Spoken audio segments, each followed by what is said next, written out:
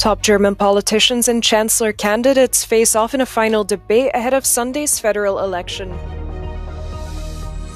Political opponents of Ukrainian President Volodymyr Zelensky set aside their criticisms as US President Donald Trump calls him a dictator without elections.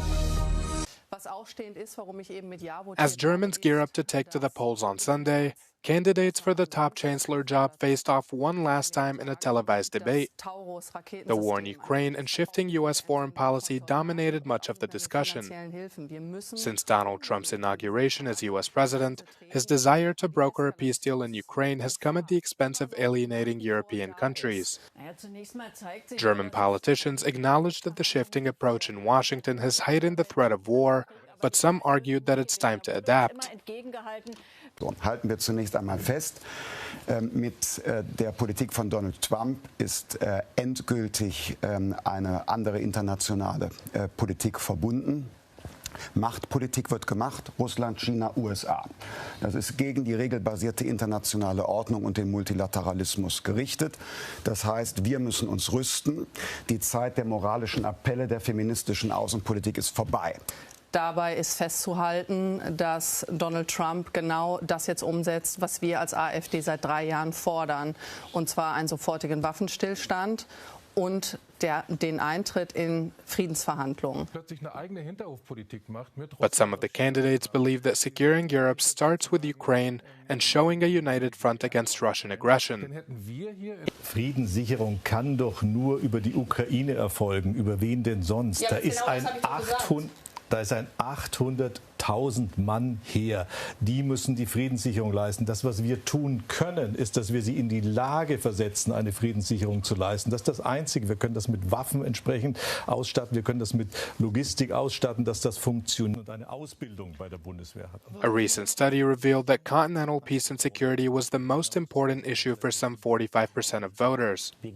Immigration and the economy are also among the top contentious issues, which will decide the country's next leader. Die Linken. Ich bin eine rote Socke. Und ich komme eigentlich aus Berlin. This is Rene from Berlin. She's in the western city of Cologne today for the famous burlesque cabaret. She's excited about the show, but not about the state of her country. Naja, nichts läuft gut. Ja, also was mir am wichtigsten ist, ist halt soziale Gerechtigkeit. Ne? Die gibt es überhaupt nicht. Ja, und es wird ja immer schlimmer. Die Schere zwischen Arm und Reich geht immer weiter auseinander. Ne?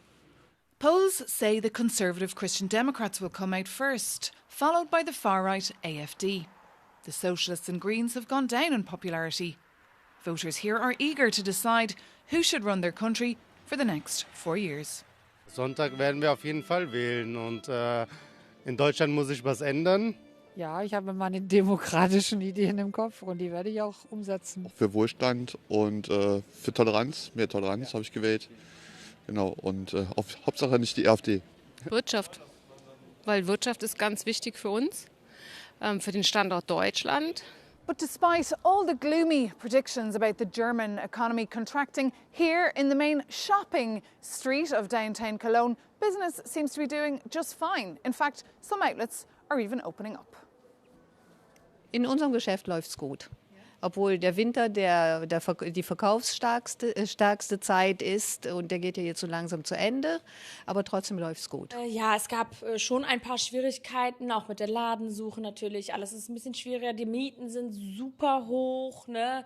Die Lebensmittel werden auch in der kurzen Zeit, jetzt 7 Wochen, von Mal zu Mal immer teurer. Aber ich muss sagen, toi toi, der Ansturm ist groß, wir haben viele Kunden, wir haben super gute Zahlen. No voter apathy here in downtown Cologne. People very motivated to cast their ballot. All eyes now on the 23rd of February to see the outcome. Maeve McMahon, Euronews, Cologne.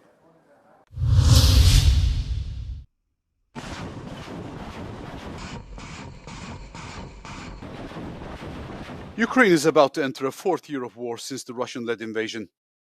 On a trip to Brussels, Kiev Mayor Vitaly Klitschko has put aside his past criticism of Ukrainian President Volodymyr Zelensky for the time being. In response to the US president's comments describing Volodymyr Zelensky as a dictator without elections, Vitaly Klitschko has joined forces with the entire opposition to support his leader.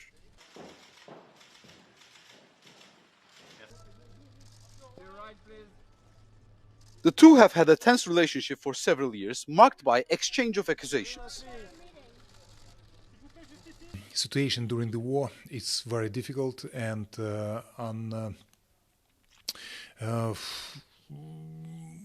country in the war.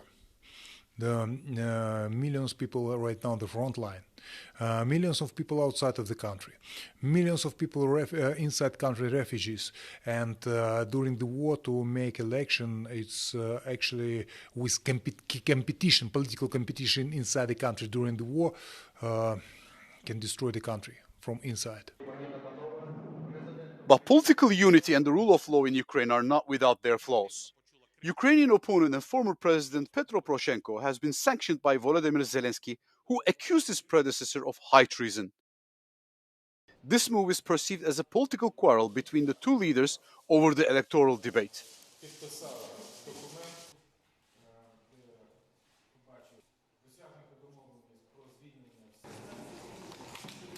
Faced with this crisis, the Union's leading political force, the European People's Party, of which Petro Poroshenko's party has long been a member, came to his defense. The EPP recalls that it's urgent to preserve the unity of Ukraine in this crucial phase of the war and international efforts to bring it to an end. Instead of calling him a traitor, I emphasize Poroshenko's invaluable services to Ukraine, particularly his work in building a strong army, said Manfred Weber, the EPP president. We have to fight and have to defend our independence, and we have to defend our wish to be the part of European family, because everyone have to understand the reason of this war. We want to be the part of European family, and Russian Federation told no. You are always was a part of Russia, and we're fighting for our democratic future. Vitaly Klitschko believes that at this crucial moment for Ukraine, emotions should be put aside. But Volodymyr Zelensky's heavy-handed actions against his opponents will continue to fuel the political debate in Ukraine about elections and the rule of law.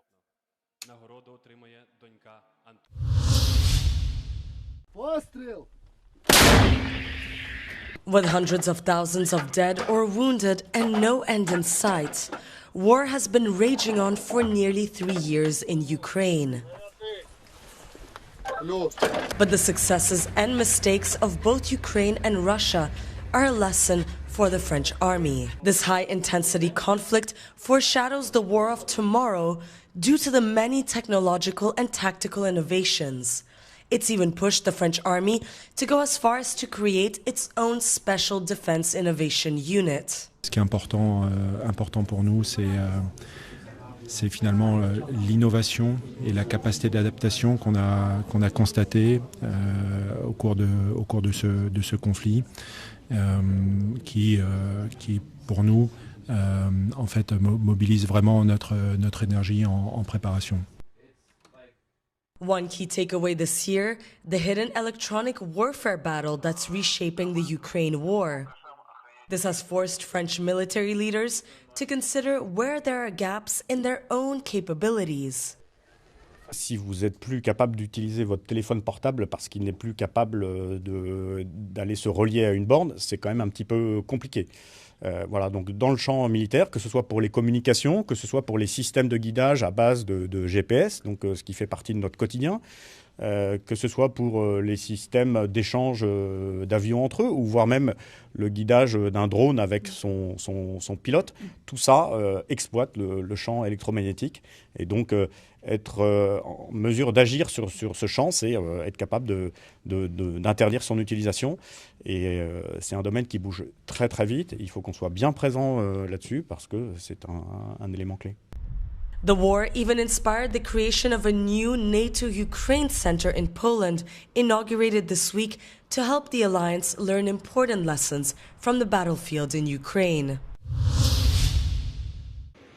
Pope Francis' health has shown a slight improvement 1 week after being hospitalized for pneumonia.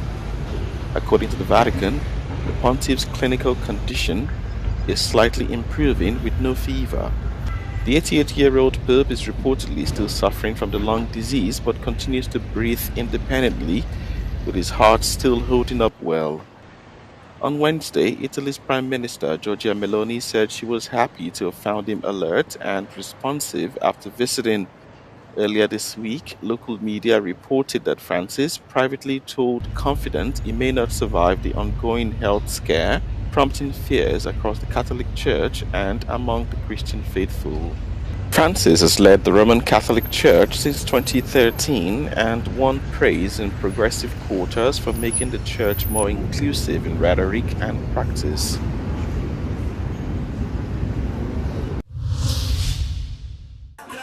Six Israeli hostages are set to be released by Hamas in what the militant group says will be the last of living captives to be returned under the first phase of a ceasefire deal with Israel.